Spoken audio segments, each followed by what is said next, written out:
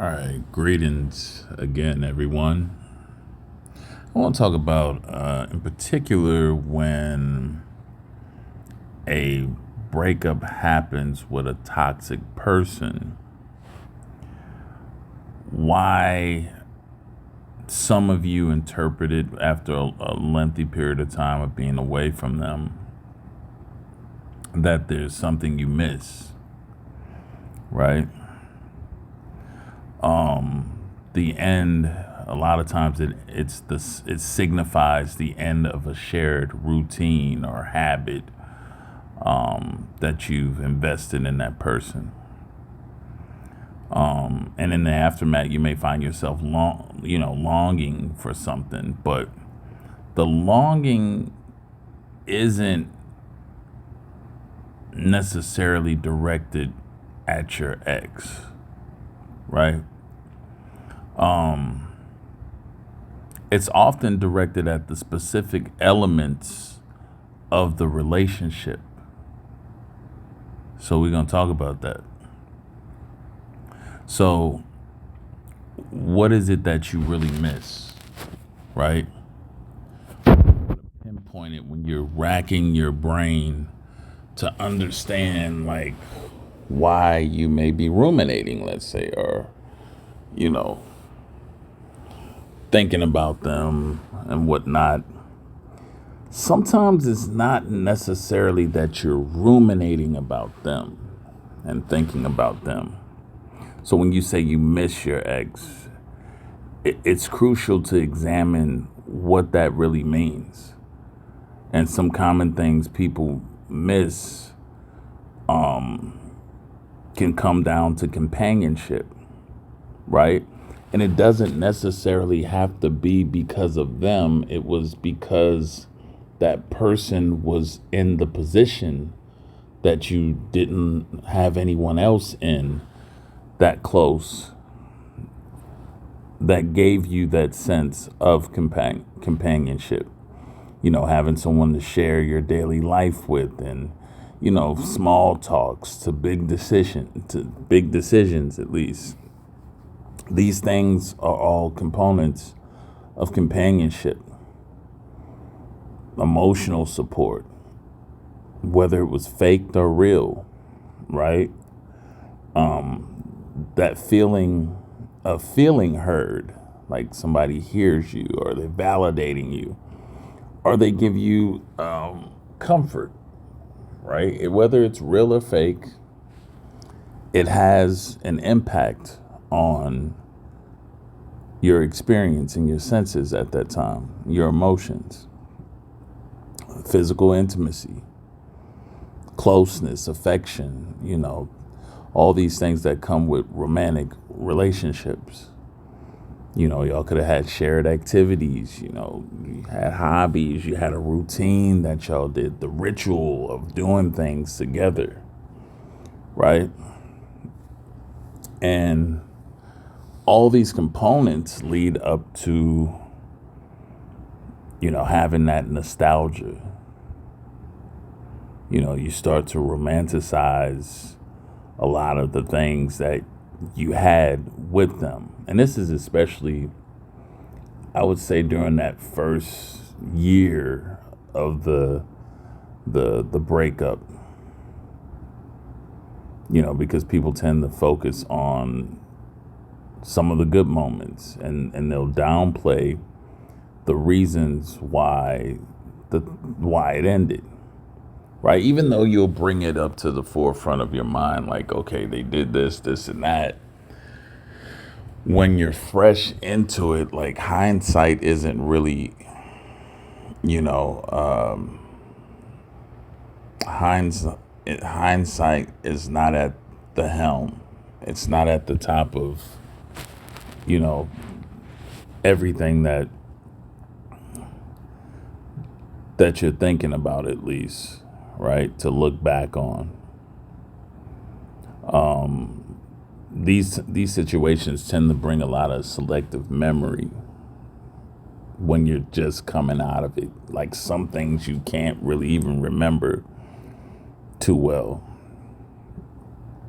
And in reality,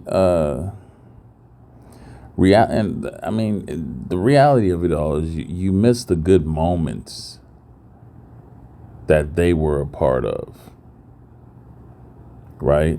Because even though it could have been bad here and there was still moments that you may have personally enjoyed for yourself, whether it was an outing or whatnot, even though it may have not turned out as well. You still miss the experience that you had that you cannot take back and undo, right?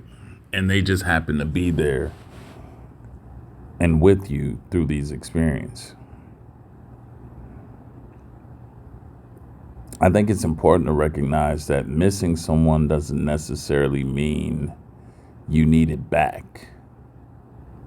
You might miss the comfort of a routine, but that doesn't mean your ex, is the only person who can provide stability for you. You might miss the way they made you laugh or something like that, but that doesn't mean they're the only source of joy. Because a lot of times it gets to that point with people where they personalize that and isolate that feeling to one person being able to make them feel that way. Right?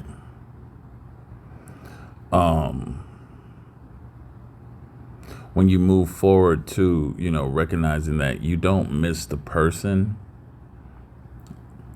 but you miss certain aspects of the relationship, right?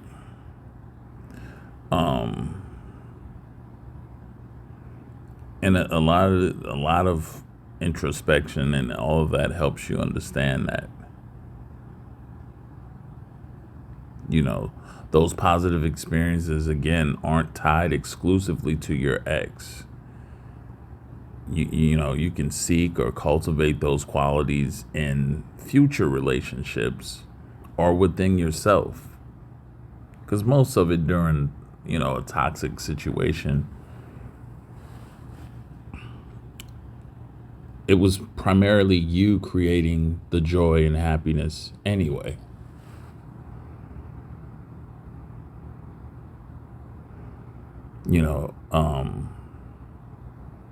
And if you're missing someone to talk to or something like that, try focusing on strengthening your friendships or building new ones.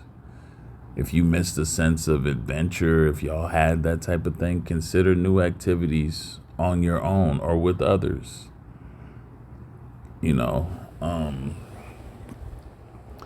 Plenty of people really do get caught up in that, the way that when you were feeling the way that you felt, it's like a strong thing where you pretty much you begin to identify it with that person, right? But in reality, especially if you were with a narcissist or someone very toxic, you were the one creating most of this excitement and happiness and keeping it all together, right? You had to go into an altered state to enjoy, any type of happiness, peace of mind, content while being in a toxic situation. So you kind of almost had to like space out in order to, because in most cases you weren't happy. You weren't really happy. You weren't really content. You weren't really satisfied. You adjusted to be that while with that person, which shows how diverse you can be. But you weren't experiencing true happiness. You had to really work for it. Didn't come from having a shared experience with someone who was able to, reflect that right back to you, reciprocate that right back to you. So, again,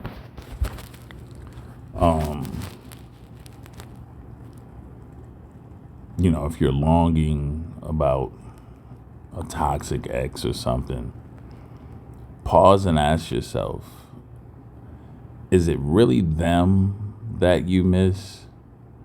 Or is it something that they represented to you?